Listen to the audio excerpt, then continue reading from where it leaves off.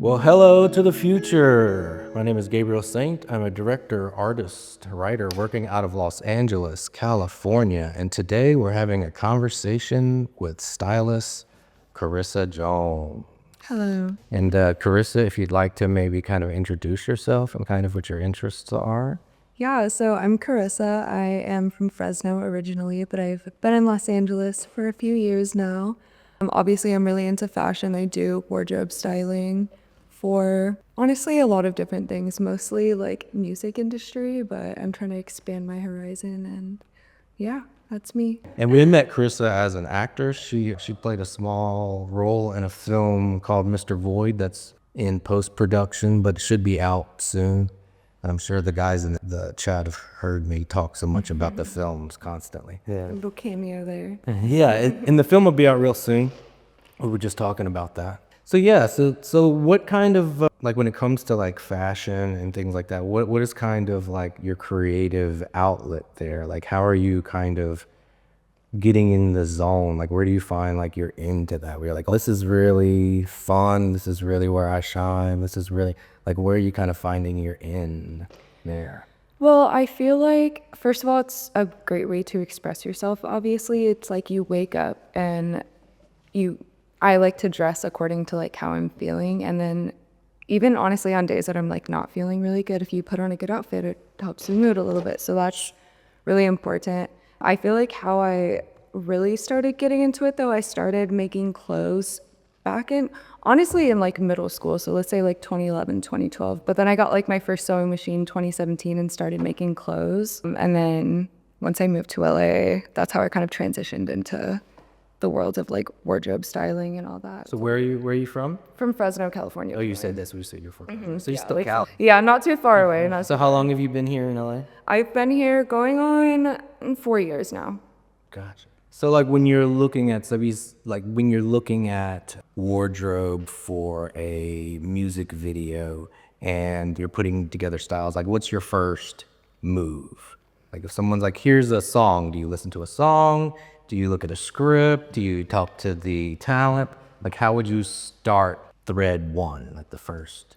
So with music videos specifically, I feel like typically we will kind of collaborate with like the team, like the directors, the producers, the talent as well, and see kind of like the vibe. I feel like when you're styling anything, honestly, it's really important to understand the like storyline of whatever it is you're styling, and then the characters also, because you are telling a story about people through their outfits. So yeah, just really listening to like the clients, directors, producers, whoever it is you're working with, and understanding like their vision and what they're trying to portray about whoever it is, whatever characters you're styling. And then yeah, kind of go from there. So I feel like, yeah, the first thing is to like really understand like the person or the role or whatever it is that you're working on, I feel.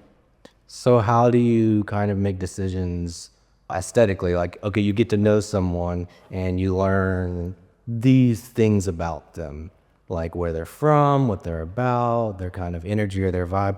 How do you then start to make decisions on their clothing? For example, like, well, I learned that this person was from the East Coast, that they were a very bubbly personality. So because of that, maybe that's where you start off, or like, what do you learn about an individual that makes you start making aesthetic choices? So there's so many aspects I feel like that go into what someone is wearing subconsciously or consciously, like whether or not they think they're super into fashion. You wake up and you throw something on, and there's so many things that like go into like Move that forward. that item that you or those Towards me. the outfit that you put on. Like we said at the same time, like storytelling. I guess when you're putting clothes on, you're just telling a story, because sometimes people will say, hey, I'm not too interested in the format of a screenplay. And we're like, well, you might not be, but the audience is going to interpret a sloppy format because you weren't thinking about it. So maybe like what you're saying is if somebody doesn't decide to put that shit on in the morning, some people are going to be looking at what they put on and passing judgments on their character. Yeah, that and it, how do I say this? I feel like, yeah, it just tells, or, okay, let's circle back. There are so many aspects that go into what someone is putting on. So yeah, like if they wake up in the morning and they're the type of person that's like, maybe they're like a single parent and they're like rushing to get ready for work. They might not be wearing like a full like head to toe Louis Vuitton outfit that morning. Right. Because that's just not in their lifestyle. It's not who they are. So yeah, I feel like you kind of have to like understand the lifestyle and just what that person is thinking and their context of them, what they're doing every day. Where do they shop? Like what are they surrounded by? If you're from Texas, you might not be, or I don't know necessarily, but you might not be wearing like heels every day if you're like working at a farm in Alabama or something, you know? So it's like important to understand, their whole lifestyle and like, what are they thinking when they wake up? Do they have the time to put into themselves and like put on a nice outfit? Or are they just going to throw on a t-shirt and get ready for work and go? That's so interesting. I never thought about, I've always thought about characters as in terms of like, what would this person wear? But what you just said is, like, maybe you would like limit your choices on where this character might actually shop as like setting like a creative boundary for yourself to work within. That's really interesting too. Yeah, because you have to think too, going back to like just lifestyle and everything, like I'm not going to buy or borrow whatever, a bunch of expensive clothes for a character who might be living on the street. Like that just, it doesn't make sense. It's not who they are, who that person is. And I think that's another thing too, is like it's really important to not judge the character that you're working on, because I might not love something, but that might be who the character is and what they need to be wearing to convey who they are at that time. Yeah. That translates to screenplays, storytelling too. Like we shouldn't be judging our characters. We should just be trying to find their truth, or like find a way to amplify the voice that they already have. Yeah, that's cool. Yeah, I think it's really important to be able to do your job correctly, to kind of like be able to step outside of your bias. Well, Rose says in the chat that you'd be surprised at how much they get to wear heels in Texas. I know, I was like, maybe that was a bad, but okay, for example, like I'm from Fresno, and I've heard other people from different places say this too. But growing up in Fresno and then moving to LA, it's interesting, the transition and just feeling more comfortable wearing whatever I want, wherever I want. Like I don't feel like if I go to the grocery store, just wherever I want to go, like I feel like I can wear whatever I want, versus like in Fresno, if I were to wear like the outfit I'm wearing right now, it's honestly nothing major here. No one would look twice at me on the street here. But in Fresno, people might be like, oh my gosh, like what is she wearing? Where is she going? Like why is she at the grocery store like this? It's I don't know, it's kind of crazy. But I've heard that from other people too. And this is something that like I've kind of run into, like where this conversation is, like when we're working on clothing or a wardrobe for characters, where you start to get into a blurred line, but whether we're talking about characters or whether we're talking about people. Mm-hmm. You know, so what I'd like to do is like take this conversation where we start narrowing it down to characters. Yeah. So we're not, you know, if we're not looking at judging human beings and how they're dressed at the grocery store necessarily. Let's start looking at like maybe character design. Mm-hmm. So like, you know, we can be a little more constructively criticism. We can have more constructive criticism for sure for a character rather than an individual. Mm-hmm. So like, for example, like we have a few different stories put together. Derrick, if you want to like maybe pull up the Discord where we have a series of short stories, mm-hmm. and maybe kind of look at a character, and maybe we can kind of talk about how we might design that character's look based on the character design, like kind of see what we would look at. I know a lot of the guys that follow the page are either like, well, they're all artists, but some of them are game designers and art students, and, you know, and understanding a lot about self-expression. And I would like to take a little bit like with that idea, like splitting it into like, hey, let's talk about characters rather than personal. Mm-hmm. But at some point I would like to talk about personal style in a way that it comes down to like how you want the world to kind of preconceive you when you walk in a room, like dress the part, or mm-hmm. dress for the job you want, or like what kind of clothing decisions are easy that work for people that can like, you know, help them on job interviews, or like what makes someone look like an artist, you know, like sometimes you can see the way somebody's dressed and be like, this guy must be an artist, or this guy's a musician, or this guy's like sometimes you can tell by the way. So I'd like to split the conversation into like, you know, talking about fashion as a way it connects to art creating characters, and then talk to maybe a little bit about personal design first as well. But let's take a look at Cool. Yeah, I'll give you like some. and if any of the guys or gals in the chat have any questions, please let us know. So I'll just give you some like little brief synopses of some ideas that we were kicking around. Let's see. A fitness influencer's life unravels when her roommate begins mocking her routines and appearance to a dangerous degree.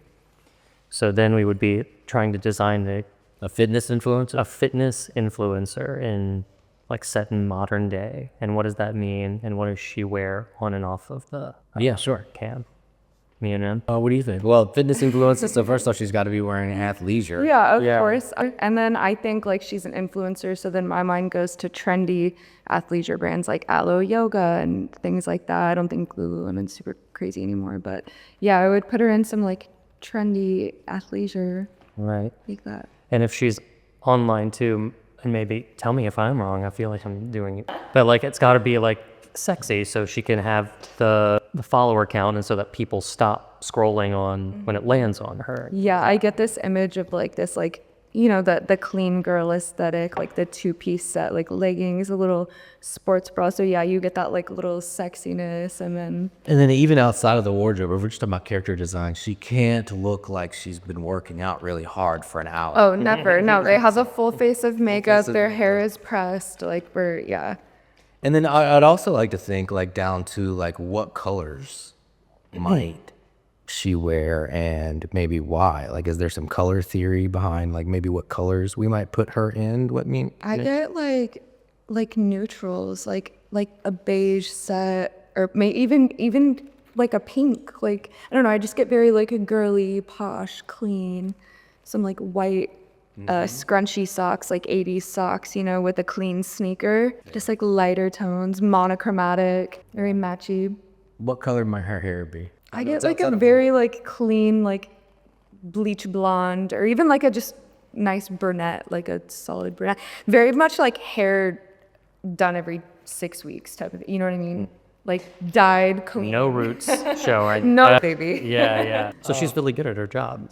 And Countess Meow Mouse says, where do you find inspiration for your work? Like maybe specific designers or cultural influences? Honestly, everywhere. I love to do each job that I do. I love to do new research on different brands. I like to find smaller brands, brands that people might not know of. The big trendy brands, like, yeah, they have some great items, but I like to show love to, you know, things that people might not always see.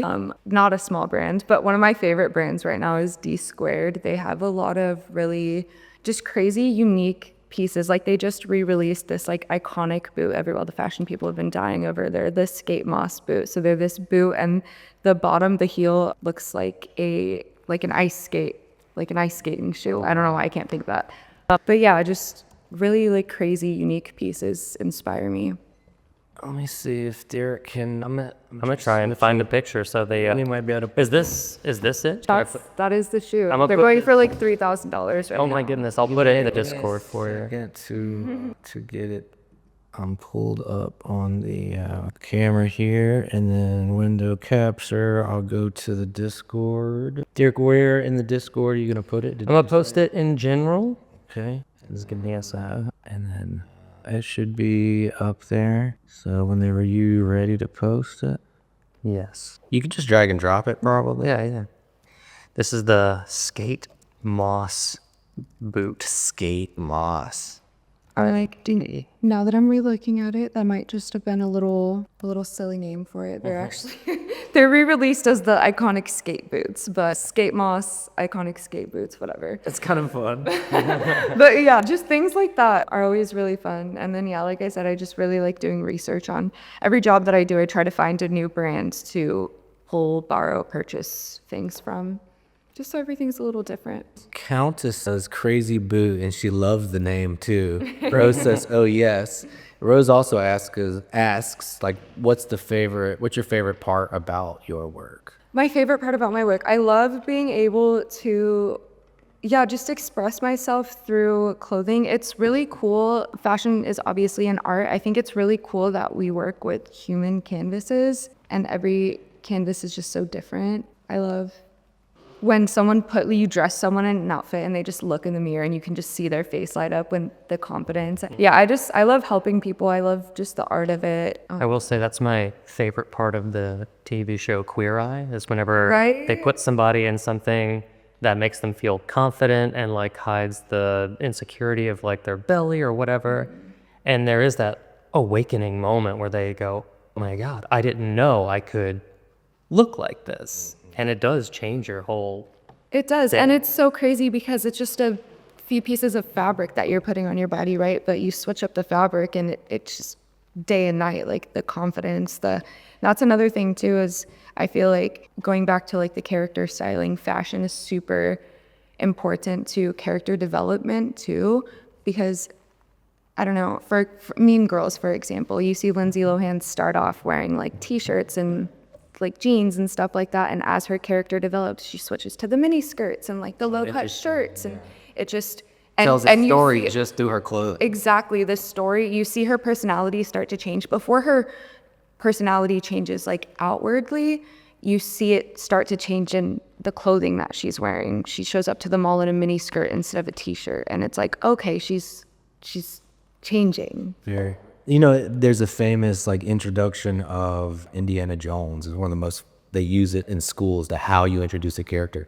And they introduce him first by his boots, and then his hat, and then his whip. So like you see his boots, his clothing, his hat, his clothing, and, you know, it's a wardrobe, and then the whip is a prop. But then he finally walks out of the shadow and you see his face for the first time. But it's almost like chiseling out who the character is based on these little articles of clothing. And certain characters too have like those signature pieces that are so important. Like you said, the boots, the hat, and that's not with everything, but those are like, I feel like key elements too to a lot of People's characters. uniforms. Especially in, like you were saying, a lot of people are gamers, and in video game styling, or I've never really done that before, so I don't know how that works.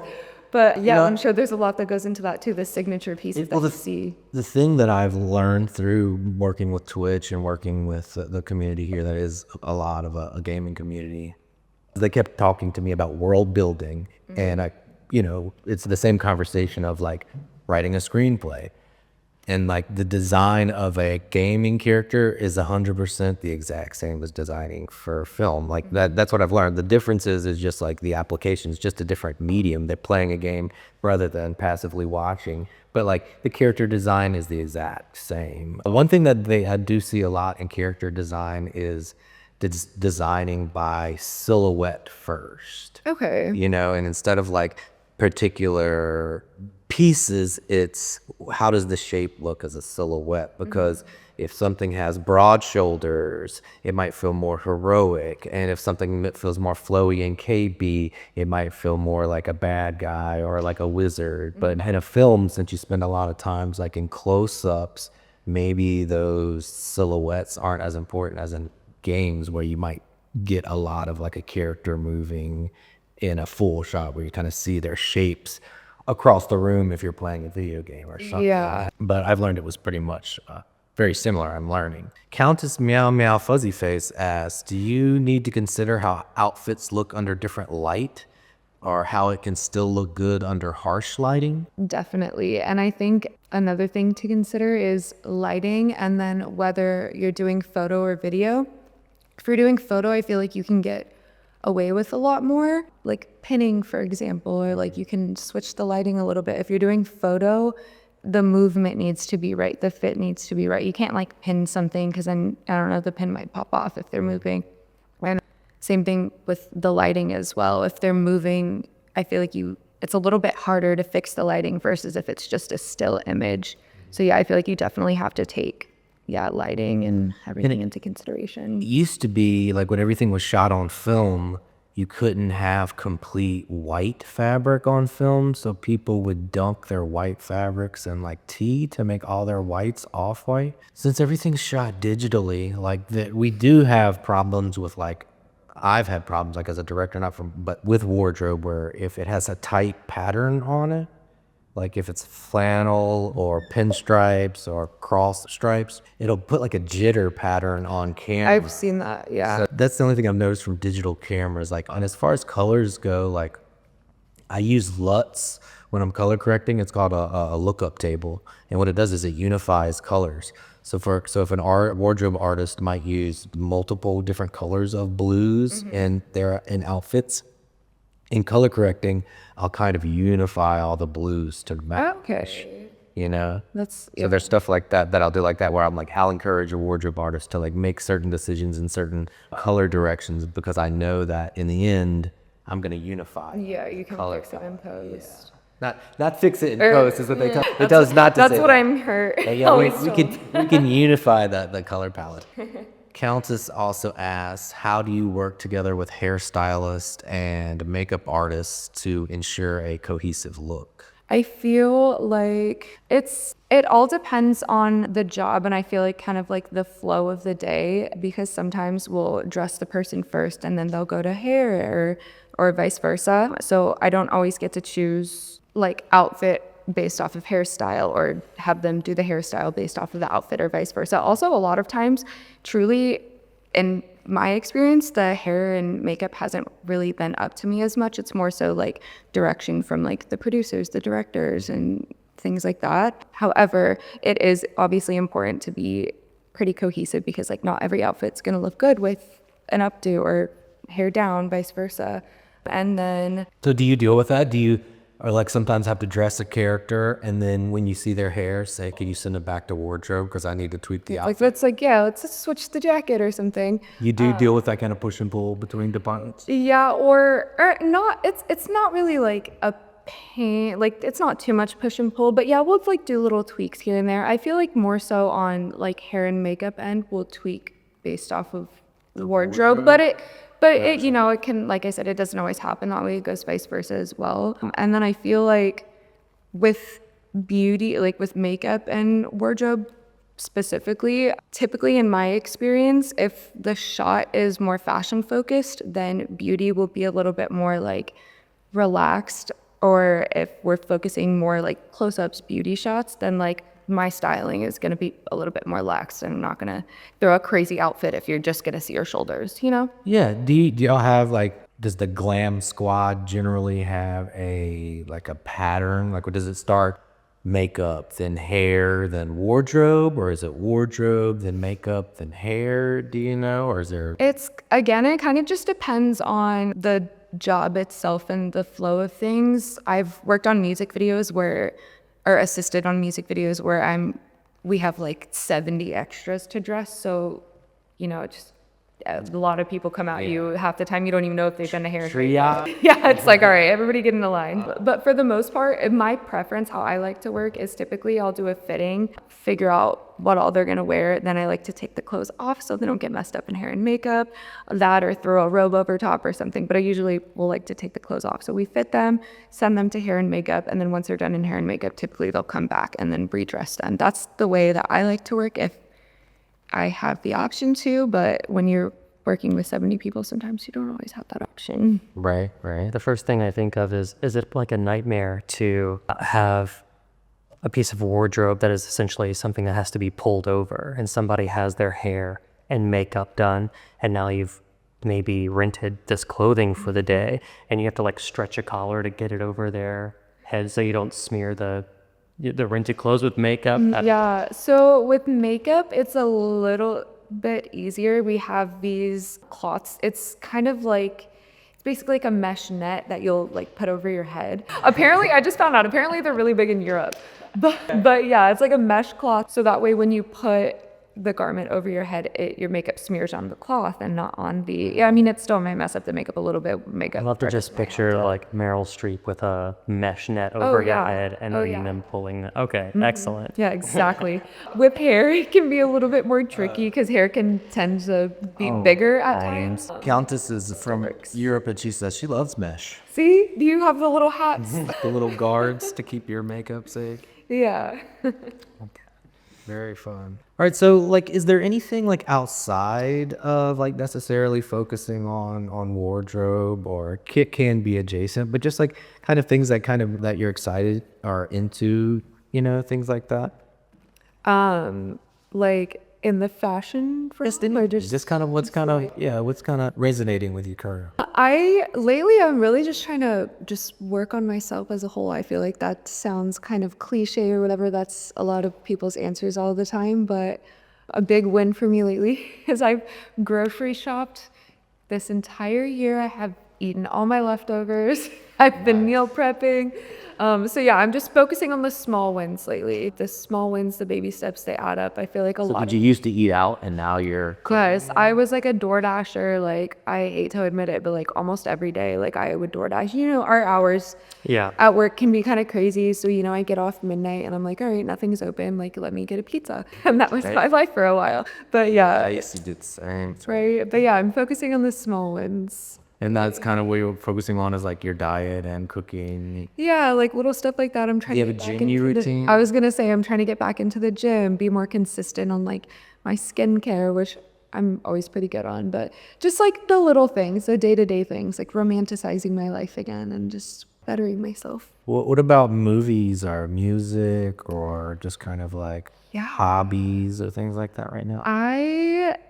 Let's see, movie-wise, I'm really bad about like names and movies and everything. Not a movie. I obviously just watched Squid Games and like a couple months ago. That was a really good one. You like Squid Games? I think it was really good. Yeah, I liked the second season better. I liked that there was a lot more of a storyline to it versus just like the games itself. Whenever you watch something, will bad wardrobe pull you out of the movie? Like bad directing might pull you out of a movie, or bad writing? Or Anything out of a movie can pull me out. Yeah. Or do you like admire like, wow, all they had to do was buy 50 of the same green jumpsuits? Like, I wish I could have worked on. I mean, that one was probably a really easy one. They probably just screen printed a different number like a few hundred times, which is amazing. They probably put in those numbers afterwards, probably, I bet, right? They're probably just wearing suits with Really? I mean, they do have so much CGI stuff. That is true. I don't know. I've done music videos where we like screen print like the name on of the video on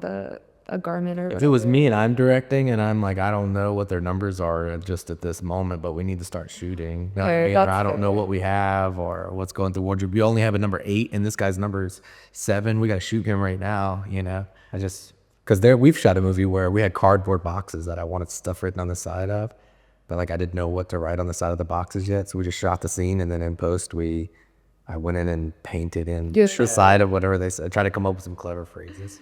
Countess says half of her clothes are mesh because of club culture. Rose says, do you have a favorite style or a personal preference, and maybe that you accommodate into your work? Yeah, I feel like lately my personal style is just like, I don't know. I hate to use the word clean, but it's just like very clean, very classic. I'm definitely have a little bit of grunge. I feel like I'm a 90s baby, so I love like a good leather. And then I feel like you can't not look at work through like your lens of fashion. I don't know if I'm saying that right. I definitely put my own inspiration into my work. But again, I can't always do that because not everyone that I'm dressing has my style. Well, you know what I'd like to do right now while we have Rose and Countess both in the stream, and we've got Derrick here with us to do some live Googling.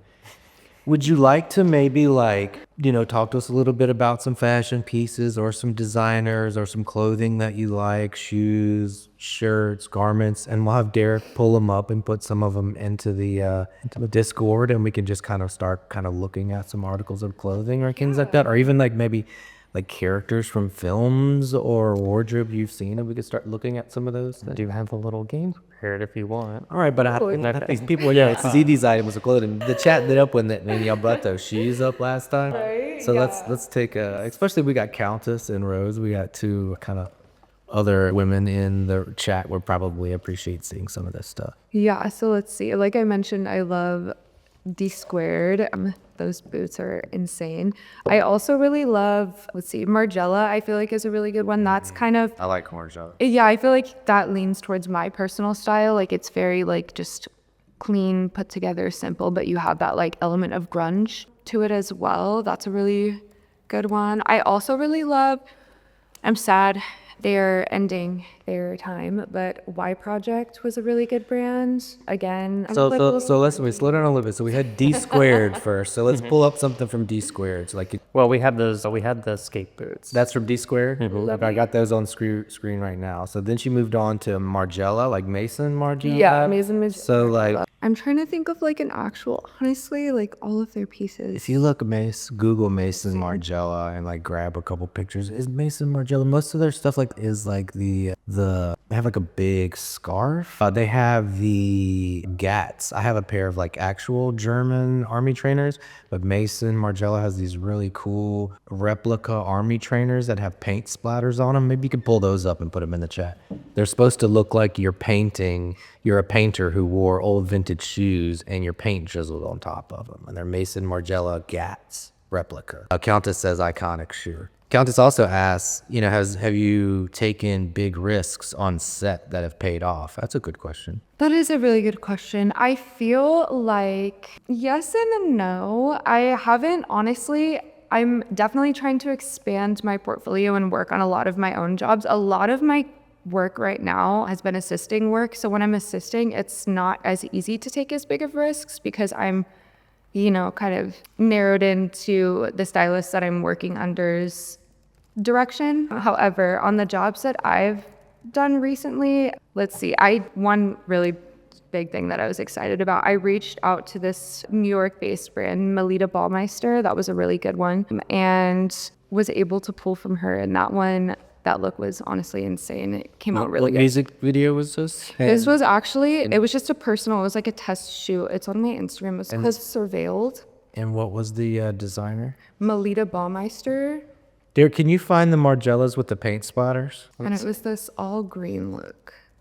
Yeah. So, because they're supposed to look like Gotcha. a painter, like an artist's shoes, you know? I see. Yeah, and then we got those Mason Margielas, D squared, and then who were you mentioning after that? I really love the brand. I love the brand's Y Project, which they're closing or ending their brand, I guess you could say, unfortunately. But again, that's just very like fun, different.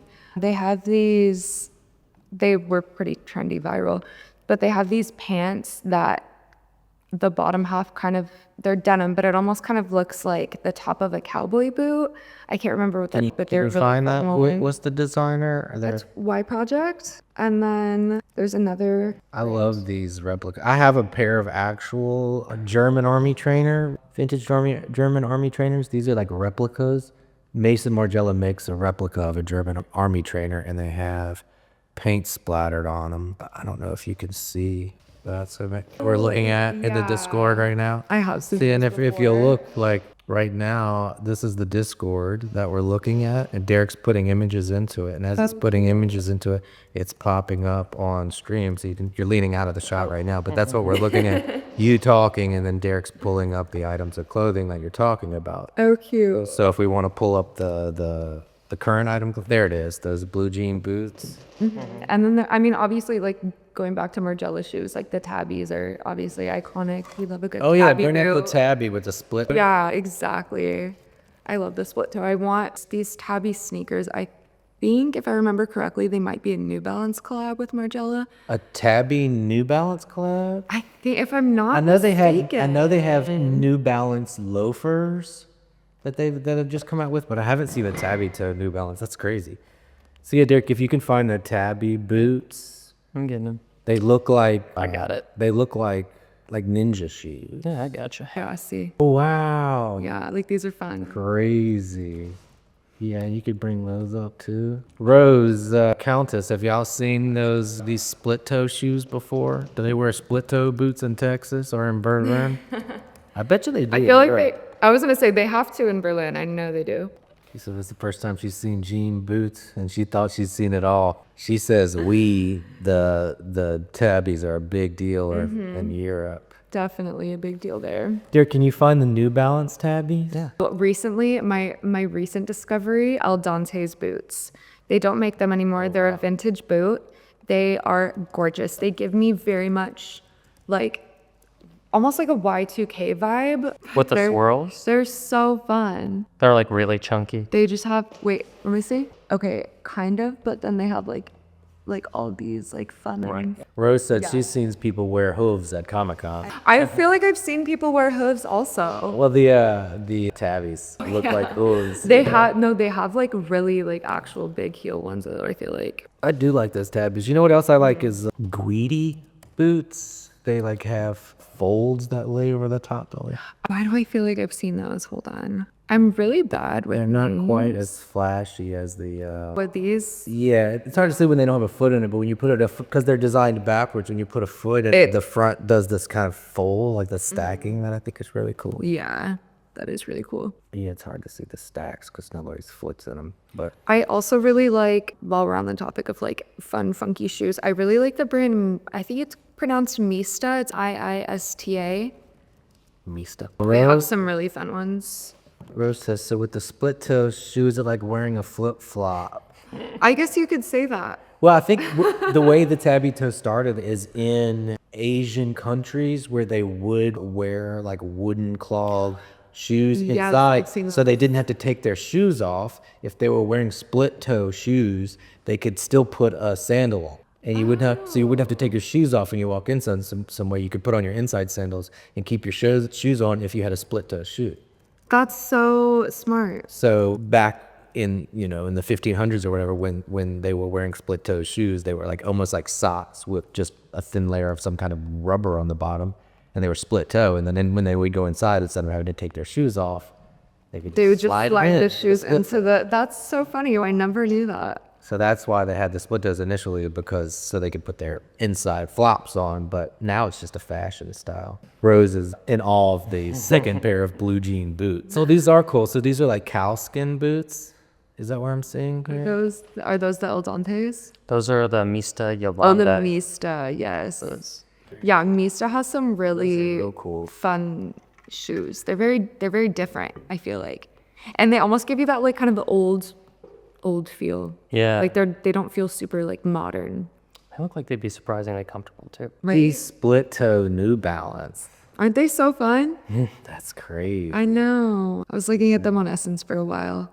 It's such like a small detail that like gets a lot of attention. It really just like transforms the sneaker too. Like what sneaker? I don't know. It's just so different.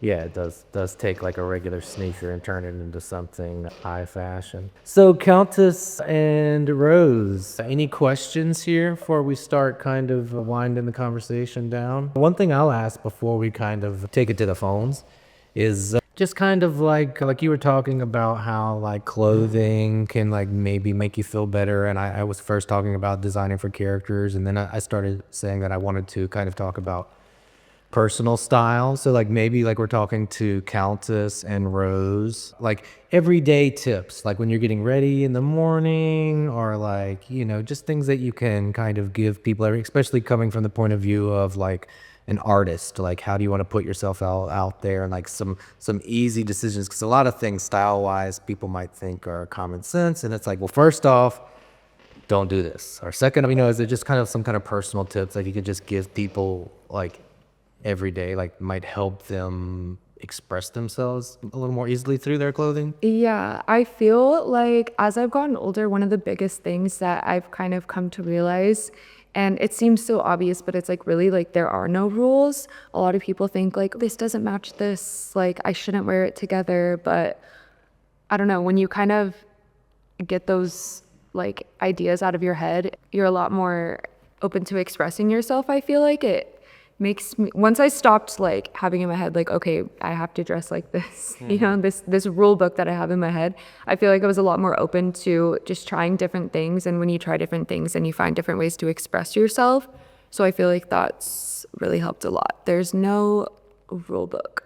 And then I also feel like, I don't know, just find things that you're comfortable in. So whether it's like the silhouette, the fabric, things like that, just make sure you're comfortable. Because I feel like when I walk outside and I'm not comfortable, then like, how can you be confident if you're not comfortable? You know, look good, feel good. It's a real thing. Yeah. Right, for sure. And I feel like there was a step like, you know, everybody kind of is learning to express themselves over time. And I remember like, oh, I like the way these items of clothing look. And I would go get these items of clothing because I like the way they looked. And I might even put them on and look in the mirror and be like, oh, I do look good in them. But then when I'm not looking at myself, I might be like, it's uncomfortable. Something's uncomfortable. Yeah, or So- you're like constantly like Yeah. fixing this, zipping this. Yeah, so it has to not just look good. I can't. It has to make me feel better when I look in the mirror. It's like, oh, wow, I look good. But also when I'm not looking in the mirror and nobody can see the clothes, I still want to feel like it fits me in such a way that's like, this is comfortable. And that also kind of builds my confidence. I think sometimes when something feels like it fits me,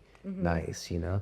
Yeah, for sure. Countess says, if you had to style a futurist, let me, because this is Rose says, more reasons why I'm glad I am in college and no one cares about what you wear. Countess says, if you had to style a futuristic music video like 100 years from now, what do you think the fashion would look like? 100 years from now, that's so interesting to think about, because I feel like if you go back like, I don't know, 50 years, like what did we think today was going to look like 50 years ago? So yeah, I don't know.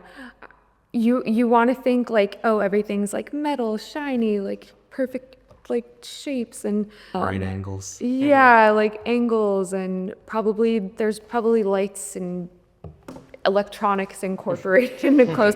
I'm like, are we realistically like, am I going to be styling AI in 100 years from now? Like, am I going to be dressing robots? Like, are robots going to have preferences? Like the who knows? TikTok clothing where you could buy a digital jacket. Yeah. And wear the jacket, but it only works on TikTok. Yeah, like, are we going to be like dressing in the meta? Like, am I even gonna, you know, like, am I gonna pick out fabric? We're just all in our underwear, but our avatars are so styled. Yeah, Yeah. so there's like a glitch in the matrix and everybody's now naked. And as soon as we hit like a power outage. Yeah, I guess it's really interesting to think about it. I'm not too sure, but if I were to like today have to style someone that's 100 years from now, yeah, I would probably go just, I guess what you typically think of when you think futuristic, just like very like shiny, like Utilitarian. yeah, utilitarian, clean, like I went to college in Seattle, and when I first went there, they have the Space Needle, and it's like a building that looks so futuristic, like the idea of what futuristic is. And Right. it's been there since I think the 70s. And at the bottom, they have a mural, and it's like the future, okay? And they've got these bubble helmets on, you know, like you think an astronaut might wear, and it's got like these rings, floating rings, bracelets, you know, like you might like the Jetsons. The Jetsons, yeah. Stuff. Yeah. And like to have like flying cars, and like the cityscape is like a ton of buildings that look like the Space Needle, like a futuristic skyrise. And then at the bottom right, it has a little blurb about the painting, and it's 1999. It is what they were describing what 1999 might look like. so funny. Yeah, we're wearing astronaut helmets and flying cars. So like right now to try to think like we're wearing fashion from the 90s kind of. Yeah, see, And it's like, gives it's a funny, wow. it's circled back. So if you're like what people are dressing like in the future, I might say maybe they'll be dressing like old Western. Yeah. I mean, or maybe they'll be dressing like mine workers, or like how far back in the past might people go to decide how to dress in the future. Yeah, like, are we gonna have like another Renaissance where people are wearing the giant Yeah, suits and right, everything? right. Would that be Yeah. crazy? Like if that's where people went 100 years from now, where they're like, we want to dress retro fashion, and retro to us is a bustier. Yeah. You know what I mean? Like that's an interesting idea. No, and it is really interesting because I don't know, when you think about it, there are very few original ideas. Like, everything is just recycled. Yeah, everything's recycled from the past. And even I feel like after we hit like the early 2000s, when it comes to fashion, then we kind of started transitioning back into the 1900s, but like the 70s, the 80s, the 90s, we just, you know, moved back in time back to Yeah. that fashion. And it's, yeah, so I'm like, maybe it's not going to be all shiny. Maybe we are going to be wearing Renaissance dresses 100 years from now. Who knows? And some of it is like a lot of people look like when we do go to fashion from the past, some of it's nostalgic, and some of it's like the quality of the garments. Like get things that are made out of cotton or made out of wool. And if you buy things currently, they might be made out of polyester and nylon and plastic. So like maybe in the future, they're like raging against plastics and polyester. So like only wear things that are made out of hemp in 100 years from now, you know? Which bamboo honestly, I or could something. see too, because I feel like a lot of brands and just people in general nowadays are more focused on the sustainability aspect of stuff. Because fast fashion is just killing our planet. Yeah. It's awful. Rose, in 100 years, they probably would be dressed like something from the Hunger Games.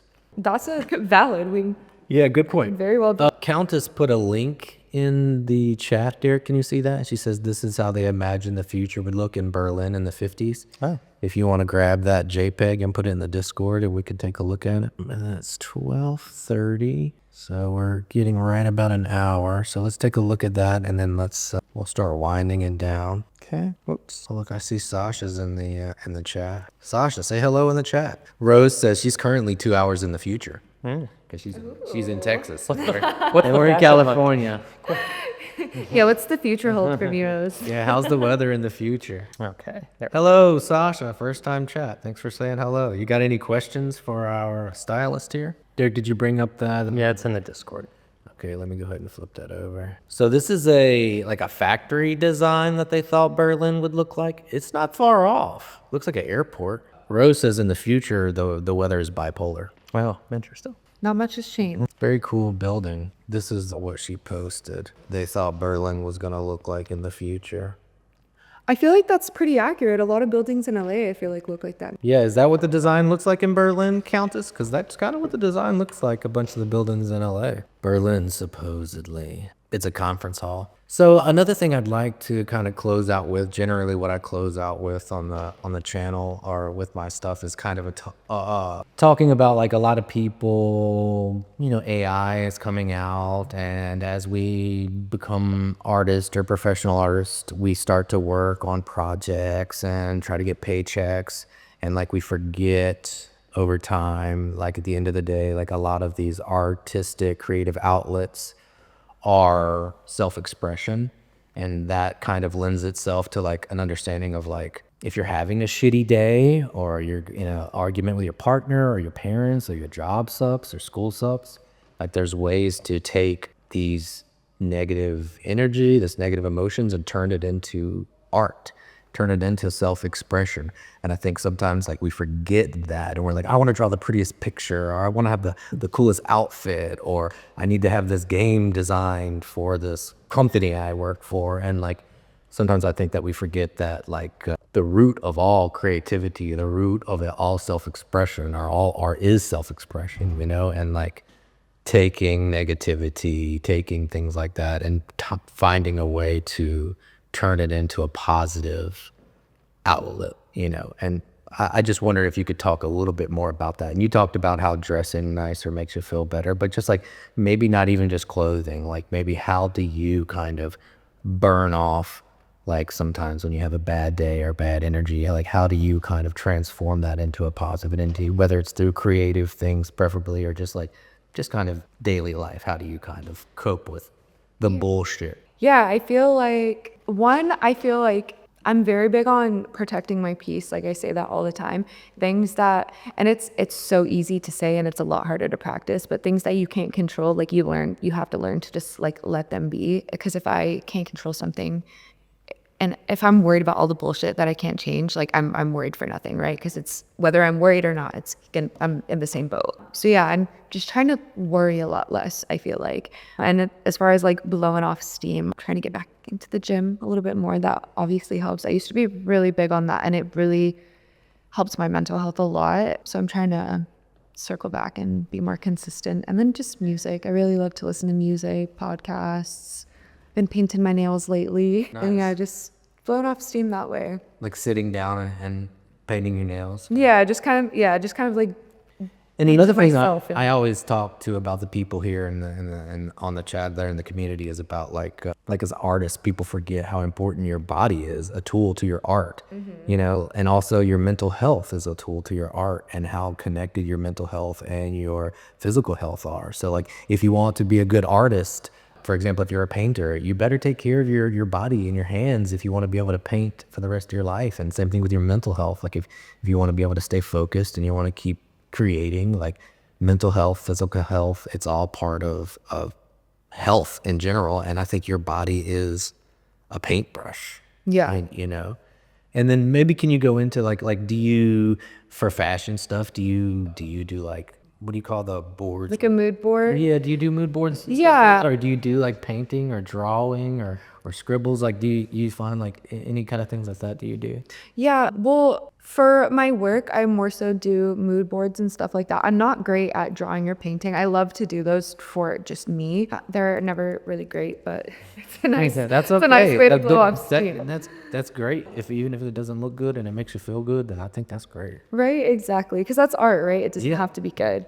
And good is subjective. Like what's good to me might not be good to you. And it's like, what's your goal? Sometimes my goal is not to make pretty art, but to make art that gets something off my chest. Exactly. So when I'm done with it, I might say, hey, you know what? It doesn't look good. I'm gonna crumble it and throw it away, but I feel better. Like when I go jog sometimes in the morning, I'm not jogging so I can show somebody my jog. Exactly. Like it's a personal thing and I feel better mentally and physically. And sometimes I think art can do that, where it's like, I'm creating this piece of art, like you're saying, I might not be good at this, and I might not be great in the gym, but I feel better when I'm done. And art can be the same way. Like I might not be great at drawing, but I feel better when I'm done with it. Nobody has to see me draw and nobody has to see me at the gym. You know what I mean? And I think that's really important to remember too, because I feel like nowadays with social media and stuff, everyone's so caught up in the numbers and stuff. And a lot of people tend to create art. Like my boyfriend does music and sometimes he gets very caught up in like, what are other people going to like? And I'm like, if you like what you're making and you're creating it, like you're creating it for you, like the product is done. Like it doesn't matter the marketing and how many people are listening. It doesn't matter after all of that because like you created for you. Yeah. And that's stuff like, and to bring it up, Rick Rubin kind of talks about that sort of philosophy. Yes, and his book was so great. And not to put your boyfriend on blast know, here, like- who's sitting in the corner over here. But Rick Rubin says similar things, or like the philosophy is like, the numbers are important, and the philosophy of creating to your audience is important. But that's only important if first you're creating a product that's unique to you. And Jordan Peele, the director of Get Out, that was a comedy from Key and Peele, he once said, when you can find something that's so personal and unique to you in your life that nobody else could possibly understand, that's when everybody understands. And like the same thing, like if you're constantly trying to please an audience, like people are not going to be able to nail down your intention. But if you do what's important to you, what expresses to you, I think everybody sees that as they're the main character. So even if you're writing a song about yourself, when the audience listens to the song, they're the lead character. Right, they resonate with it in their own ways and not the story that you're telling, but the story that they're feeling. that makes them Right. And remember. you're like, wow, he's saying it so personally, and because he's so personal about it, then it makes me feel like it's my personal story too. Yeah, like you listen to a breakup song, it's not, the artist is going through a breakup. It makes you think of the time when you were going through a breakup. Exactly. It's like you're the lead player in the game all of a sudden. Like even though somebody else wrote the song, and films work that way too. Like even though somebody else made that movie, you are the lead character when you watch a movie generally, even though you're not the one playing. And fashion is a similar way, or the way people put themselves together, like that story that they tell when somebody looks really great or somebody's carrying themselves in their clothing and they have that effortless like thing, or you can see the clothing they put together is their unique style that almost nobody else can put together. You almost carry yourself with a little more confidence when you see somebody like that. You're like, I could do that. It inspires you. It gives you like do it in your own way. like a permission structure. Like if this person can do it, then it must be okay for me to do it. Exactly. All right, so let me looking at oh, we got a bot in the chat. Sorry, I don't have a mod. So Countess says, instead of trying to make stuff better, try to make it more you. Great. Yeah, exactly. Great point. Great point. Well, all right, guys. It looks like we're even a little over an hour. I want to thank Karissa Jones for coming in and hanging out with us and having this chat with us. Karissa, how can they find you on Instagram, or if you want to promote any of your work or a website or anything you can? You can find me, Karissa with 2 A's, Jones, on Instagram, and karissa-jones.com is my website. If you want any styling or have any styling inquiries, reach out to me that way. Yeah, y'all go follow her on Instagram if you'd like. Derrick is putting her link in the chat. Countess says thank you. It was super interesting to get an insight into your work, Karissa. Thank you. And Rose says, yay! All right, y'all. Well, you could be anywhere in the world, but you're here with us, and we sure appreciate that. My name is Gabriel Saint. I'm an artist, director, writer working out of Los Angeles, California. This is Derrick Denicola. Please like, subscribe, follow, comment, click the bell, whatever things on whatever social media you're currently watching this on. Maybe we'll end up putting it on a podcast outlet sometime soon. And the thing I end every podcast with is if you're having a bad day, you're dealing with shit from your partner, you can't get your clothes to fit right, maybe. You haven't quite nailed it for this wardrobe design, where you could take all that negative energy, all the bullshit that you're dealing with in your life, and you could put it into a ball of energy, and you can put that into your work. You can put it into your art. You can draw a picture about it. You can make a movie about it.